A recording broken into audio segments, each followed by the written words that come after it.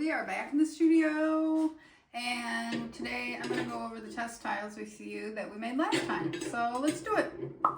Okay, if you watched the last video, I showed you how I made some test tiles, and today I'm going to show you those test tiles, and then I'm going to show you the mugs that came from those test tiles.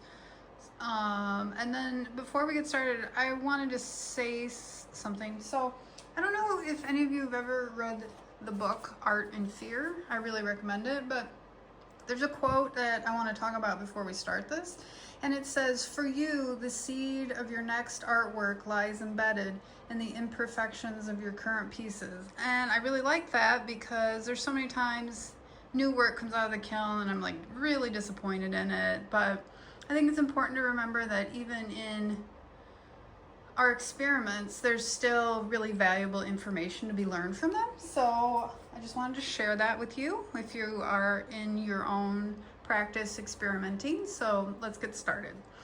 This is a test tile that I made that you saw. It's got the gradient background and then the black. It's pretty cool. It wasn't exactly what I was going for.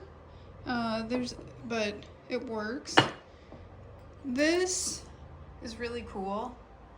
This is some colored lines. I didn't put enough slip on it, so you can't see it as well. This one did. This had a matching mug. That first one I just showed you didn't, but that mug sold. It was really cool. Maybe I'll put a picture at the end. Okay, so next we have this little eye tile. Turned out pretty well. You can see like here, this is where the slip was thin, and then it's darker here because that's where I applied the slip to the paper. And then from that, I made this eye mug, which is pretty cool. I'm kind of thinking now it would be really interesting to do the interior with a colored glaze, maybe even like glaze the eyes a color and then like the coordinating color inside. So that might happen. Next up, let's see. I made this tile, and on a lot of these test tiles, I put two different patterns on them just so I didn't have to make like twice as many test tiles. This test tile, it kind of blew out here, it was wet. But I thought this is interesting. I liked the way this looked.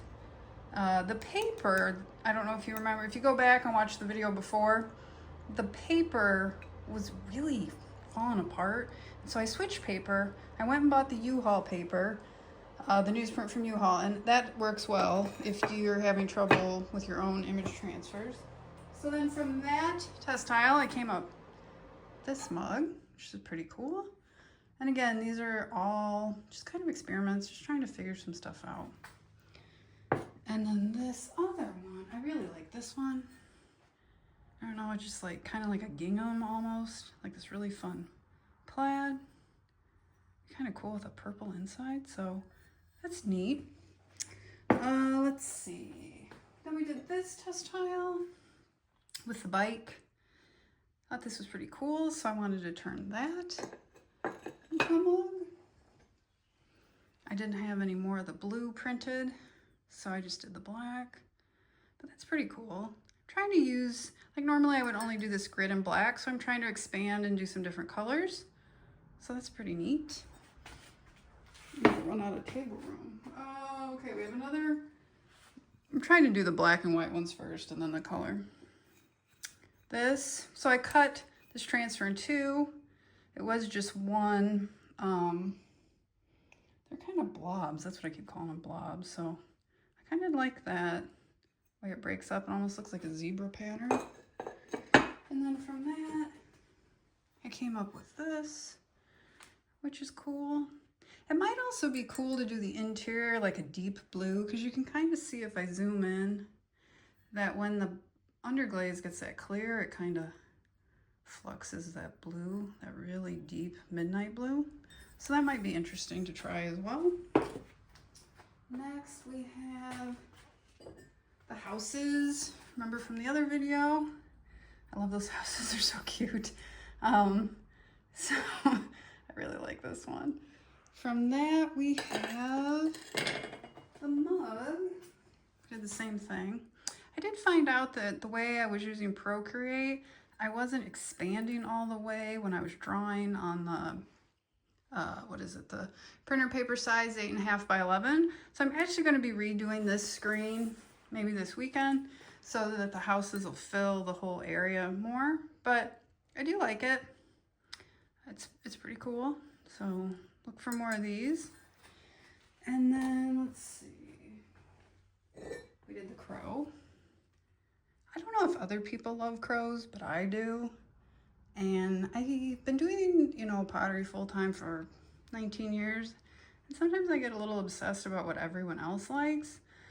So this is for me, because I like crows. So we have the crow tile, and then I turned it into a crow mug, which is really cute. I really like that blue. And these are all speedball underglazes that have been thickened, and you just thicken them by letting them dehydrate, and then you add transparent base. I actually just added a free PDF on my website about tips and tricks for image transfer if you want to check that out. It's free. This is my cat Midnight.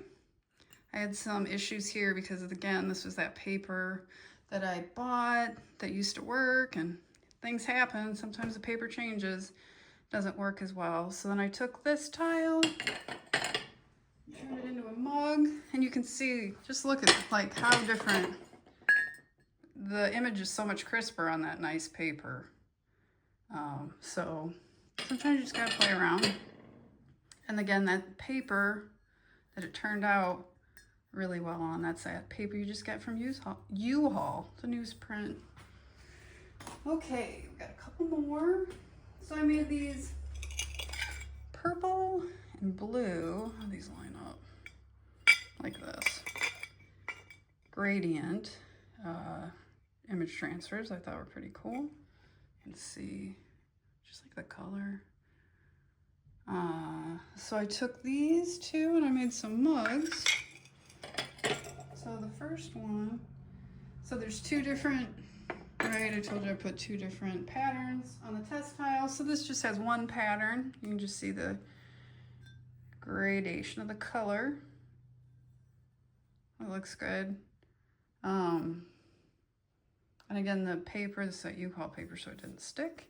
Might be cool to do like a coordinating color on the inside. So more things to explore. There's another one. This one's just the squares. It's pretty cool. And I want to show you something interesting. See these creases, people? Sometimes people mistake these for cracks. These aren't cracks. This is just creases in the newsprint, which some people don't like, but I think it's pretty cool. It kind of makes it look aged, and you can see on the inside those aren't cracks. It's just the way where the paper folded, but it's pretty cool. Let's see, 3 more test tiles. So again, doing the color, the blends. I did these like orange and red and yellow polka dots and some blue and green. I kind of like this. There's the blues and then the yellows. And what I did is I went ahead and made some coordinating mugs. And so if you have looked at some of my other work and you're like, wow, this is really different because the other things are so elaborate. They are. And I'm just trying to, and that was why I started with the black and white. I just wanted to go back to the start and be like, okay, let's do one pattern and one color and then just like slowly increase, because I was feeling like a little overwhelmed with everything I was doing. So this has helped kind of solidify like, okay, these are the things that work. This is what I like. This is where we're going. But yeah, coordinating color, the inside with the outside, that would be beautiful. Maybe even a coordinating mug handle. That'd be pretty. Let's see, there's one more of those. So that's the yellows and oranges and the red. I like that. It's pretty, that blend. Zoom in a little so you can see it. So it looks like it's aged. It's nice.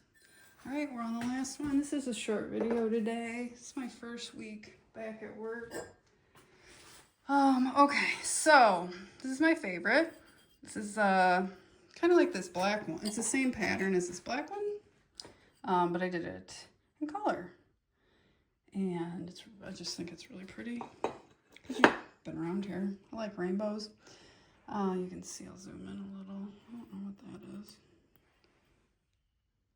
I don't know. Okay, so then I took this and I turned it into a mug. That's really pretty. Somebody asked me on Instagram, why don't I just paint these on? And I can't. I mean, I could, but when you have to make pottery for a living, sometimes painting on every individual piece loses its appeal. And I started screen printing for that reason. I really like the process, you know? You can see there's another one of those folds. Another one. It's not cracked. Wouldn't ring like that if it was. So anyway, so that's all I have for you this week. Hope you're doing well, and we'll see you again soon.